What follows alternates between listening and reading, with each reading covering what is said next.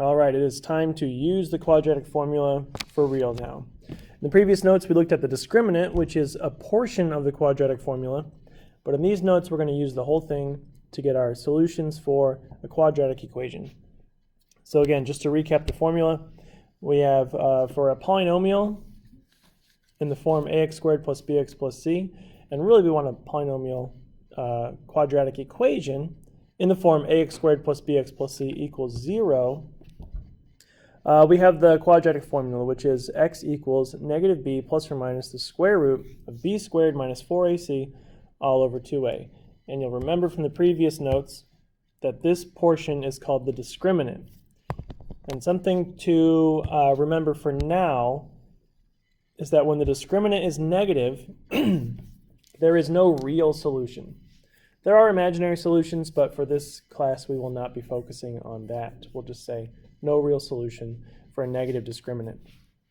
So we're going to do 3 examples, filling out the quadratic equation, quadratic formula each time to get our solutions. So for number 1, or example A, the first problem, first thing you want to do is identify a, b, and c from the equation. So we have x squared plus x minus 30 equals 0. And it is important that your equations are set equal to 0. Identify a, b, and c. So a is, again, the coefficient of the x squared term, which is a 1. B is the coefficient of the x term, which again is a 1 in this problem. And c is the constant, and here that is a negative 30. Okay, with those values, we can now fill in this formula with those numbers. So x equals, first we have negative b, the opposite of b. B is 1, so negative b is negative 1. Plus or minus the square root of b squared minus 4ac. So b squared, that's 1 squared, minus 4 times a, which is 1, times c, which is negative 30. All over 2 times a, so that's 2 times 1. And now it's just a matter of simplifying this expression. So negative 1 plus and minus the square root. 1 squared is 1. Negative 4 times 1 times negative 30 is positive 120. All over 2 times 1, which is 2. Okay, we'll keep simplifying. Negative 1 plus or minus the square root of 121 all over 2. Now, luckily for us, 121 is a perfect square. So it does have a square root. So we have negative 1 plus or minus 11. The square root of 121 is 11 all over 2. Once you get your formula simplified to this part, you can get your 2 solutions by doing these 2 operations right here, plus and minus. So first we'll do negative 1 plus 11 over 2. And then we'll also do negative 1 minus 11 over 2. So we have to do both of those operations to get our solutions for x. So first, negative 1 plus 11 is 10, and 10 divided by 2 is 5. Negative 1 minus 11 is negative 12, divided by 2 is negative 6. So our 2 solutions for this quadratic equation are negative 6 and 5. So the formula is not bad. Once you get the numbers plugged into it, it's just a matter of simplifying it piece by piece until you get to your 2 solutions. Let's look at example B. X squared minus 10x plus 25 equals 0. Again, let's identify a, b, and c. So a here is 1. B is negative 10. C is 25. And in the formula, once more, is negative b plus or minus the square root of b squared minus 4ac all over 2a. So now we can plug in those values. So x equals negative b. So b is negative 10, and so negative 10 is just positive 10, plus or minus the square root b squared minus 4ac. So b squared here, b is negative 10. I'm going to try to go a little faster this time.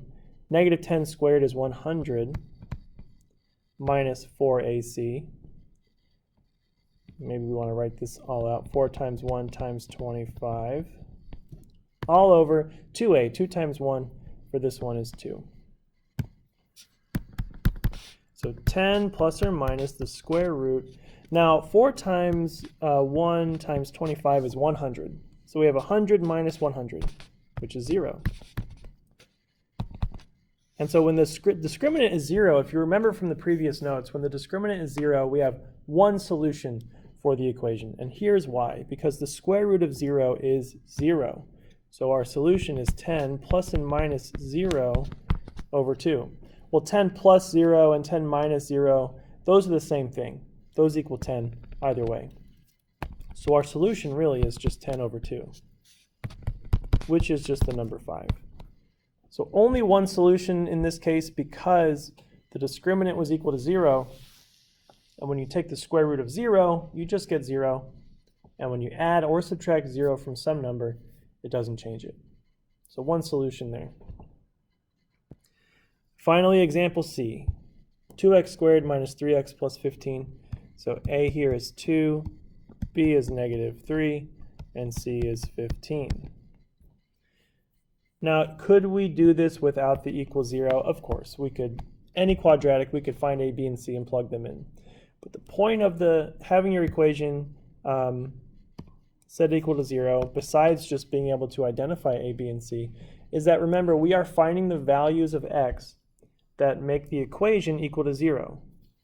And if you think of the graph of a quadratic, those are the x-intercepts. So what we're actually doing is finding the x-intercepts of the parabola that you would get when you graph this quadratic. So that's why it's important that it is an equation equal to 0, because we're talking about the x values that make the equation equal to 0. So the x-intercepts. Anyway, back to the formula. Remember, it's negative b plus or minus the square root of b squared minus 4ac all over 2a. So for this one, negative b, well, b is negative 3, so that'd be a positive 3, plus or minus the square root. B squared, again, negative 3 squared is 9, minus 4 times 2 times 15, all over 2a. 2 times 2 is 4. So 3 plus or minus the square root. Now, in this case, 4 times 2 is 8, times 15 is 90.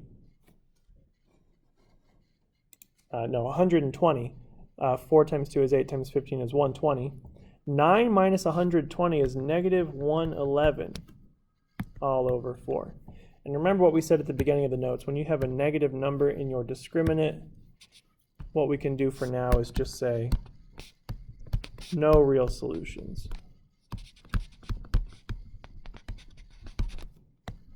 There are no real numbers that make the equation equal to 0 for x. And that is because if we were to graph this parabola, it would not intersect with the x-axis, right? There would be no x-intercepts. And so while the parabola does have imaginary solutions, for this class we won't be doing that. We'll just accept no real solutions, and that is fine. So there are 3 outcomes when you are using your quadratic formula. You can get 2 solutions, which you can see in this first example. Now, we were lucky and got a perfect square here for the discriminant, so we were able to get 2 whole number solutions, or 2 real solutions, because we could get fractions. But it is possible to get a non-perfect square there, and in that case we would just have an irrational solution. We'd have a square root in the answer, and you'll actually see that in the next set of notes we take. You can also have one solution where your discriminant is equal to 0, and no solutions when your discriminant is negative. So there are 3 examples there for you. Use the formula, plug in your values, and get your solutions.